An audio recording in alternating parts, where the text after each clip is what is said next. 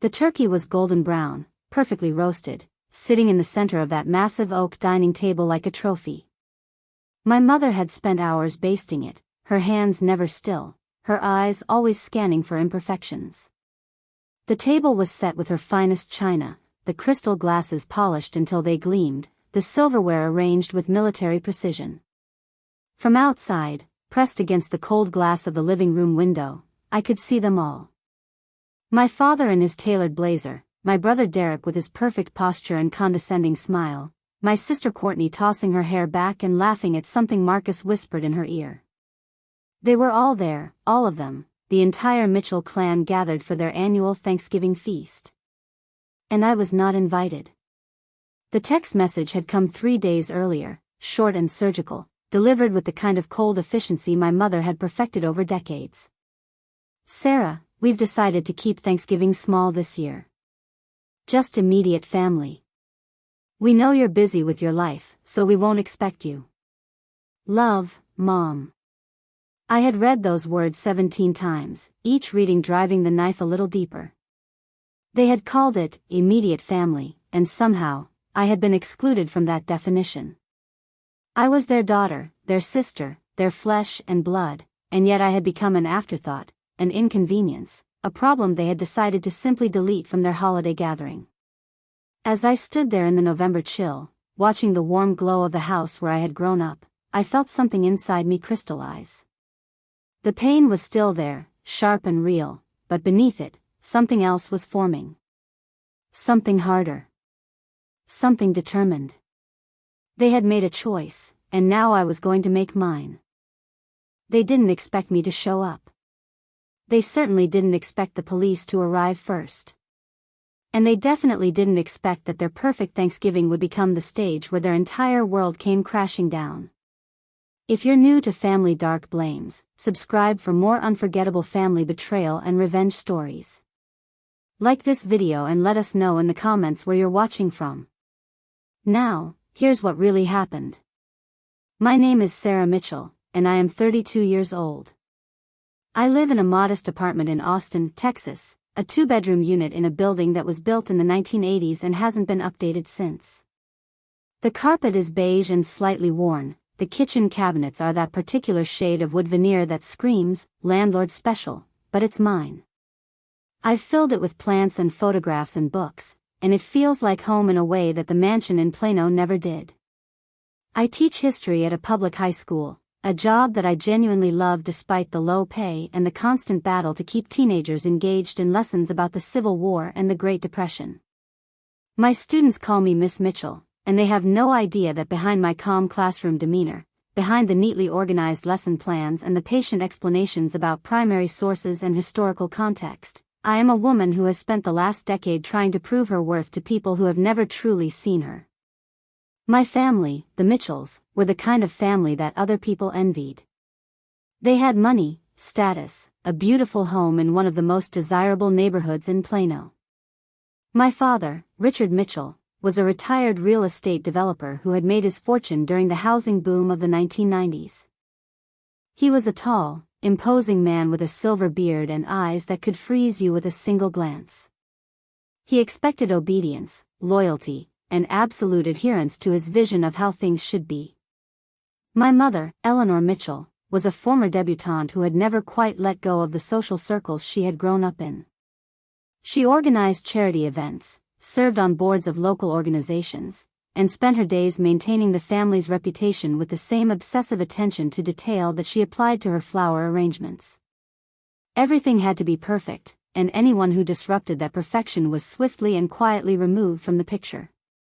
My older brother, Derek, was the golden child. He was 3 years older than me, and from the moment he was born, he could do no wrong. He was athletic, handsome, and academically gifted, the kind of person for whom everything seemed to come effortlessly. He went to law school at SMU and now worked at a prestigious firm in Dallas, specializing in corporate law.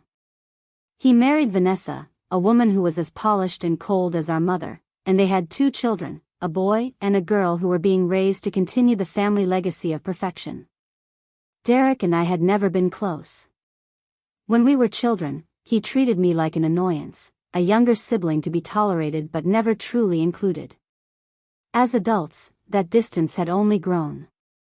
He would speak to me at family gatherings, but his words were always formal, always distant, always reminding me that I existed on the periphery of his world. My younger sister, Courtney, was the baby of the family. She was 4 years younger than me, and she had been spoiled from the moment she arrived. She had our mother's charm and our father's cunning, a combination that allowed her to manipulate everyone around her while looking absolutely innocent.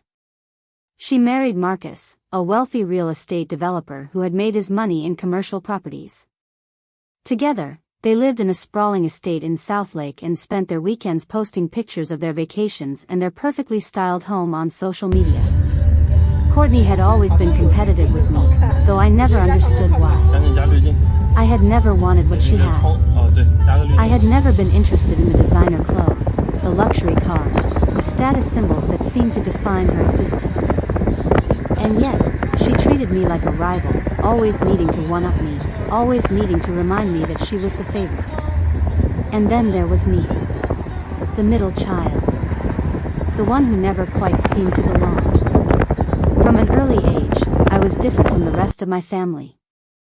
I was more introspective, more questioning, more likely to challenge assumptions rather than accept them blindly. I didn't take to my mother's etiquette lessons with the same enthusiasm that Courtney did. I didn't worship at the altar of my father's authority the way Derek did. I asked questions. I pushed back. And I was punished for it, not with overt cruelty, but with the kind of subtle dismissal that was far more damaging. A glance that looked through me. A sigh of exasperation. A comment that was just slightly condescending.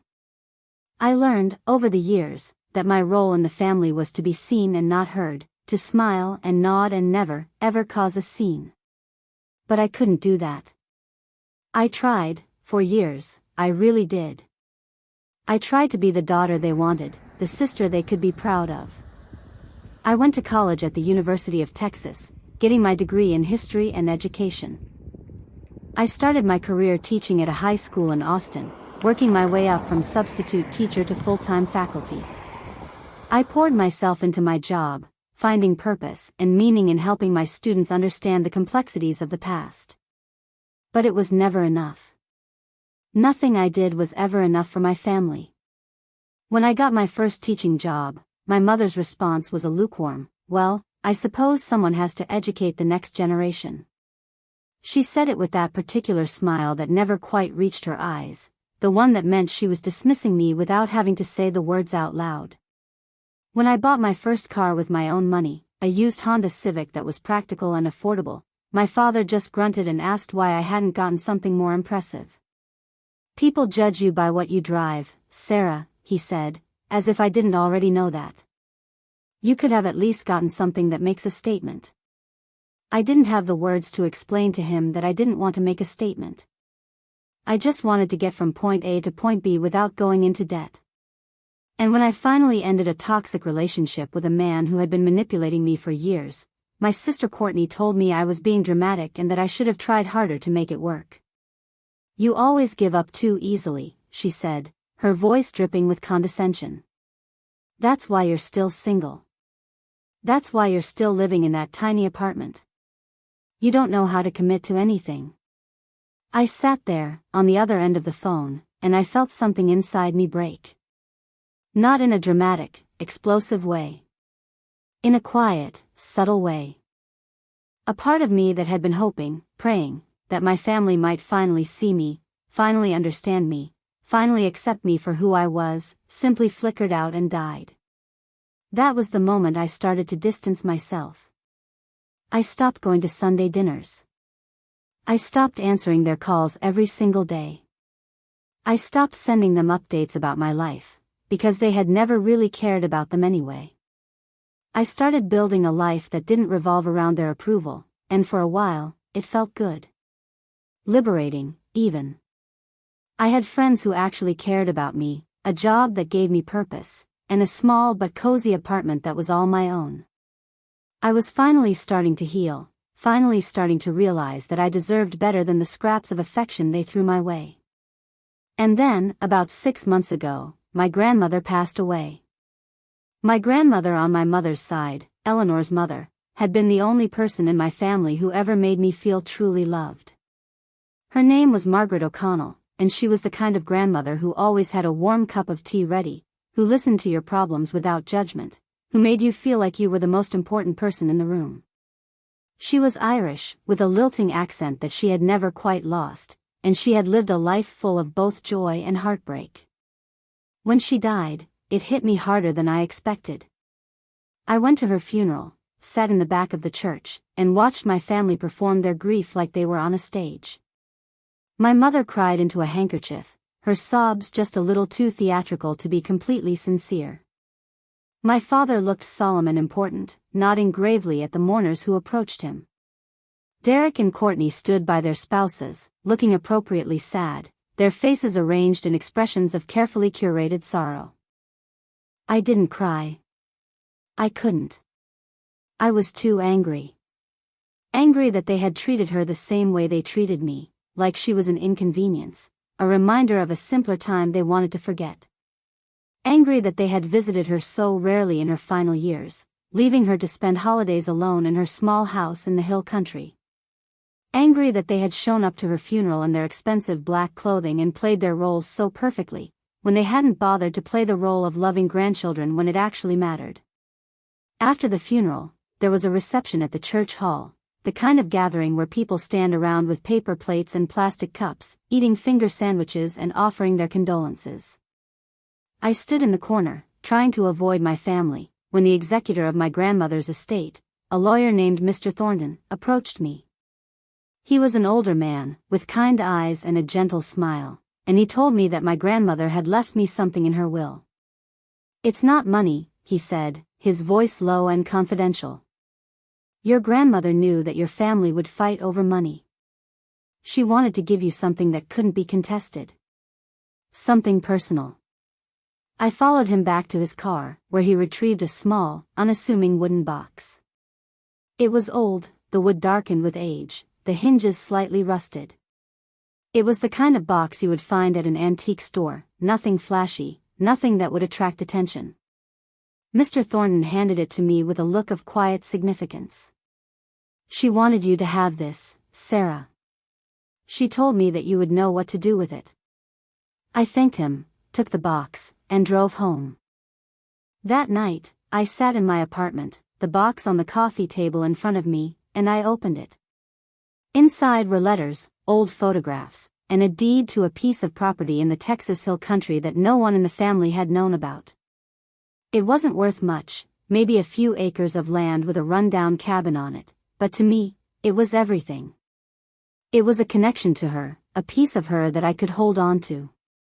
I went through the letters one by one, reading her handwriting, feeling her presence in every word. She had written about her life, about her marriage, about the secrets she had carried for decades. And there, at the bottom of the box, wrapped in a yellowed piece of cloth, was a key. I didn't tell anyone about the property, not even my closest friends. I didn't know what it meant, what it represented, but I knew that it was mine. It was a secret, and I guarded it fiercely. Over the next few months, I started to notice a shift in my family's behavior. They were calling me more often, texting me, even showing up at my apartment unannounced. At first, I thought they were finally coming around, finally realizing that they had pushed me away for too long. I allowed myself to hope, just a little. But then I started to notice the questions.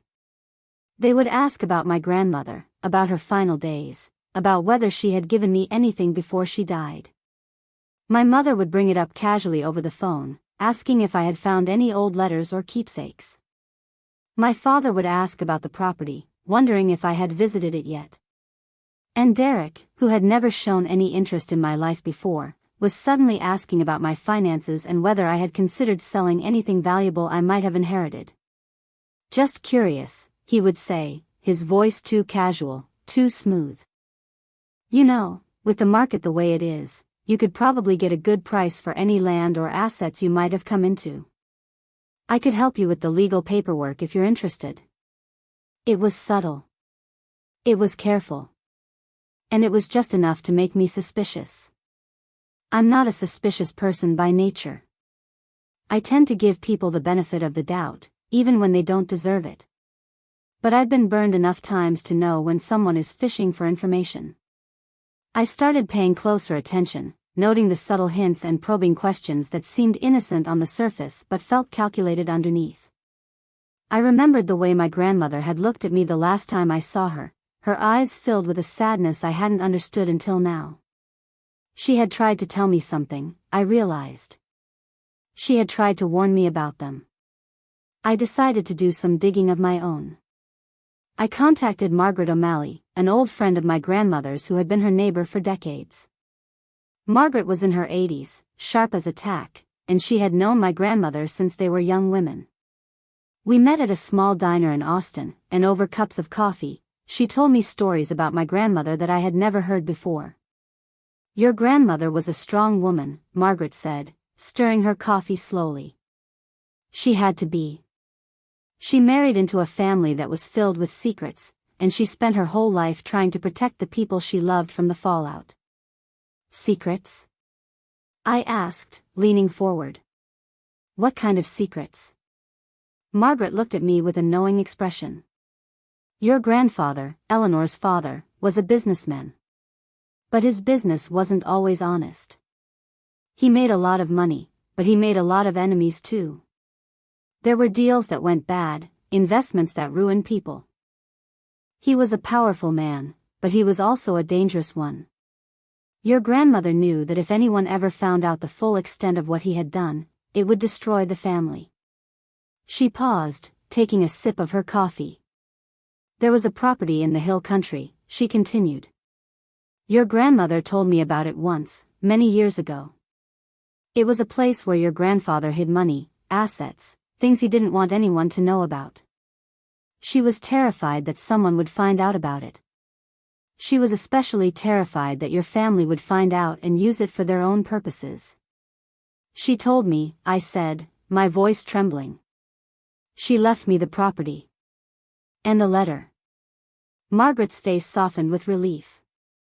"Then she gave it to the right person," she said. "She always believed in you, Sarah.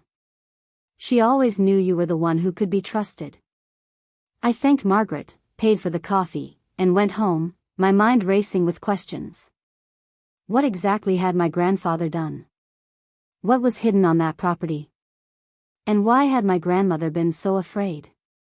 I started going through the box she had left me, examining every photograph, every letter, every scrap of paper. And that's when I found it. A letter, written in my grandmother's handwriting, tucked into the lining of the box. I had missed it before, but now, with fresh eyes and a desperate need for answers, I pulled it out and began to read. The letter explained everything. It detailed a long-buried secret about my family's finances. It turned out that my grandfather, Arthur O'Connell, had been involved in some incredibly shady business dealings. He had taken money from investors, promised them returns that never materialized, and used the funds to finance a lavish lifestyle that he couldn't afford. When his empire started to crumble, he panicked. He started hiding money in various places, creating a network of secret accounts and assets that no one knew about. One of those assets was the property in the hill country. My grandmother had kept it a secret for decades, never telling anyone, not even my mother, about what was hidden there. But the letter didn't just reveal the secret. It also contained my grandmother's final request. She asked me to protect the property and the money hidden on it, to keep it safe from the people who would try to take it, to use it for good, and to never let my family get their hands on it. She told me that she had tried to protect the family from my grandfather's legacy for her entire life. Now, it was my turn. She trusted me, I whispered, tears streaming down my face. She trusted me. I read that letter 3 times, each time feeling a mixture of anger, betrayal, and sadness. My family hadn't been calling me because they missed me. They hadn't been reaching out because they wanted to repair our relationship. They had been calling me because they suspected I had something they wanted. And they were determined to get it, no matter what it cost me. A few weeks before Thanksgiving, I received a text from my mother. It was brief, curt, and coldly polite. She said they were having a small Thanksgiving dinner this year, just immediate family, and they didn't think I would want to come since I was so busy with my life. It was a thinly veiled dismissal, a way of telling me I wasn't welcome. I read that text and felt something inside me shift. The hope that I had been holding on to, the naive belief that maybe, just maybe, they would eventually accept me, evaporated in an instant. But I wasn't the same person they remembered. I wasn't that desperate, broken girl who craved their approval. I had grown stronger, more resilient, more determined to fight for what was mine. I didn't respond to the text. Instead, I started making plans. I had already contacted a private investigator, a man named Frank O'Malley who had retired from the Austin Police Department. He was gruff, honest, and had a reputation for getting results. I met with him at his office, a cluttered space above a laundromat, and I told him everything. The property, the letter, the suspicious questions from my family. He listened without interrupting, taking notes on a yellow legal pad, and when I was finished, he leaned back in his chair and let out a low whistle. "Your family sounds like a real piece of work," he said. "But if you want to expose them, we're going to need solid evidence. The kind that holds up in court. We can't just rely on a letter and a box of old photographs." "I know," I said. "That's why I need your help. I need to know what they've been hiding. And I need to be sure that when I confront them, they won't be able to talk their way out of it." Frank nodded, his expression serious. "I'll need access to their financial records, bank accounts, business dealings. I'll need to talk to people who've done business with them, people who might have been burned. This isn't going to be quick, and it isn't going to be cheap." "I'll find the money," I said. "Just do whatever it takes." Frank started digging into my family's finances, and what he uncovered was more disturbing than I had ever imagined. It turned out that my father had been mismanaging his business funds for years, covering up losses with loans and questionable investments.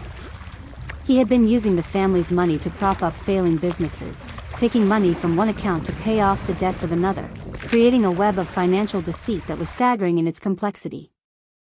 My brother Derek had been helping him, using his legal expertise to hide the truth from creditors and partners. He had drawn up contracts that were intentionally misleading, set up shell companies to funnel money, and used his position at the law firm to keep the family's financial misdeeds from being discovered.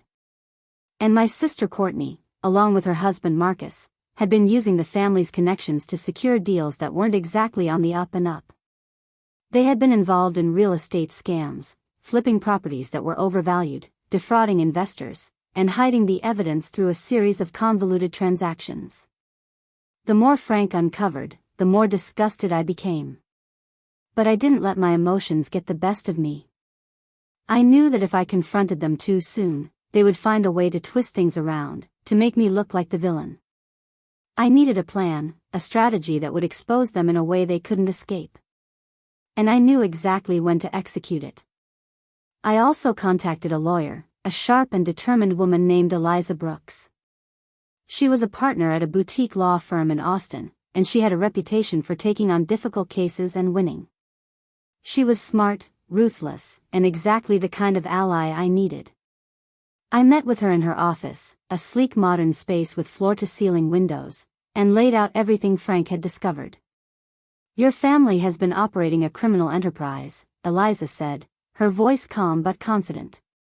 "We have evidence of fraud, embezzlement, and conspiracy. This isn't just a family dispute, Sarah. This is a case that could put people in prison." "I don't want to destroy them," I said, though even as I said it, I knew it wasn't entirely true. Part of me did want to destroy them. Part of me wanted to watch them fall. I just want them to face the consequences of their actions. I want them to stop using people, stop lying, stop manipulating everyone around them. "Then that's exactly what we're going to do," Eliza said. "Let me handle the legal strategy. You focus on staying strong." Thanksgiving morning arrived, and I woke up feeling a strange sense of calm. I looked at the box of evidence Frank had compiled, the photographs, the financial records, the testimonies from people my family had wronged over the years. There were documents showing that my father had forged signatures on loan applications.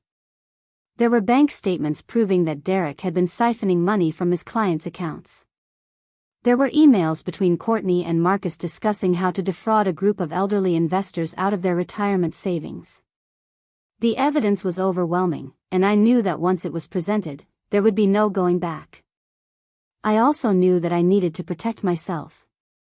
Eliza had advised me to secure my own finances, to make sure my family couldn't try to take me down with them. I had already moved my savings to a new bank account that no one in my family knew about. I had updated my will, naming a close friend as the executor. I had done everything I could to shield myself from the fallout. I drove to my parents' house in Plano that afternoon, my hands steady on the steering wheel. The house looked the same as always, perfectly manicured lawn, pristine white columns, a wreath on the door that was so symmetrical it looked fake. It was a house that had been designed to impress, to project an image of success and stability. It was a house that had never felt like a home. I could hear the sound of laughter and chatter from inside, the clinking of glasses, the smell of roasting turkey wafting through the air. They were having a wonderful time, celebrating their perfect little Thanksgiving, without me. I sat in my car for a moment, watching the house, feeling the weight of everything that was about to happen. And then I made my move. I walked up to the front door and knocked, the sound echoing through the quiet suburban street. I heard footsteps, and then the door opened, revealing my mother in her perfect holiday attire, a silk blouse and tailored slacks, her hair perfectly coiffed. Her face froze when she saw me, a mask of polite surprise that didn't quite conceal the flicker of anger beneath. "Sarah," she said, her voice dripping with false warmth. "What a pleasant surprise. We didn't expect you." "I bet you didn't," I said, stepping past her into the foyer. The house was filled with my family, all of them gathered around the dining table, dressed in their holiday best. Derek and Vanessa were there, along with their 2 children, who looked bored and restless. Courtney and Marcus were sitting together, and my father was at the head of the table, holding a glass of wine, looking every bit the patriarch. "Sarah," my father said, his voice carrying a hint of impatience. "We didn't think you would come. Your mother said you were busy." "I'm not busy," I said, my voice calm and steady. "I'm exactly where I need to be." The room fell silent, the tension palpable. My mother tried to take my arm, to lead me away from the table, but I shrugged her off. I walked to the center of the room, turned to face them, and said, "I know about the property. I know about the money. And I know about all of your secrets." Derek's face went pale. Courtney's smile vanished, replaced by a look of panic. My father set down his wine glass with a sharp click, his eyes narrowing. "I have no idea what you're talking about," he said, trying to sound dismissive. "Don't lie to me," I said. "I have proof of everything. The financial fraud, the mismanagement, the lies you've told to cover your tracks. You've been running a criminal enterprise for years, using this family as your cover, and I have the evidence to prove it." "That's ridiculous," my mother said, her voice shaking. "You're being dramatic, Sarah. You've always been so dramatic." But I ignored her. I pulled out my phone and dialed the number I had memorized. "I'm calling the police," I said. "I've already given them all the evidence. They're on their way." The chaos that followed was exactly what I expected. My mother started screaming, demanding to know what I was doing. My father pounded his fist on the table, shouting at me to stop. Derek stood up, his face red, and threatened to sue me for slander. Courtney burst into tears, burying her face in Marcus's shoulder. But none of them could stop what was happening. The police arrived within 15 minutes, led by a detective who had been working with Frank O'Malley for weeks. They entered the house, their presence commanding and intimidating. My family's perfect Thanksgiving was shattered, replaced by a scene of humiliation and disgrace. Detective Ramirez took my parents aside, explaining that they were being investigated for fraud and conspiracy. Derek was questioned about his role in the cover-up. Even Courtney, who had tried to stay out of it, was implicated in the real estate deals that had gone sour. The evidence was overwhelming. There was no way out. Marcus was the first to turn. He was a survivor, and he knew when to cut his losses. He threw Courtney under the bus, saying she had pressured him into making deals he didn't want to make. It was an ugly, pathetic display of cowardice, and I watched him with nothing but contempt. Courtney screamed at him, her carefully curated composure finally cracking. She called him names, accused him of lying, and then she turned on me, her eyes blazing with hatred. "This is all your fault," she spat. "You've always been jealous of me. You couldn't stand that I was happier than you, more successful than you. You had to destroy everything." "I didn't destroy anything," I said, my voice quiet but firm. "You destroyed yourselves. I'm just the one who finally exposed the truth." The police escorted my parents out of the house, and as my mother passed me, she looked at me with eyes full of hate. "You've destroyed this family," she hissed. "No," I said softly. "You destroyed it yourselves. I'm just the one who finally exposed the truth." The days and weeks that followed were a blur of legal proceedings, court appearances, and media attention. The story of the Mitchell family's downfall made the local news, then the national news. People were fascinated by the scandal, the wealthy family that had been brought down by their own greed and deceit. I did my best to stay out of the spotlight, but it was impossible to avoid entirely. Reporters called me, asking for interviews. People on the street recognized me and whispered behind my back. I learned, very quickly, that being at the center of a scandal was a lonely and isolating experience. The trial was long and grueling, but I sat through every moment of it, watching as my family's carefully constructed lies crumbled one by one. The prosecution presented a mountain of evidence, from forged documents to recorded conversations that revealed the extent of their deceit. The jury deliberated for 3 days before delivering a verdict of guilty on all counts. After the verdict was read, my mother broke down in the courtroom, sobbing uncontrollably. My father sat in stoic silence, staring straight ahead, refusing to acknowledge me. Derek wouldn't look at me either, his face a mask of defeat. Courtney tried to approach me after the hearing, tears streaming down her face, but I turned away. There was nothing left to say.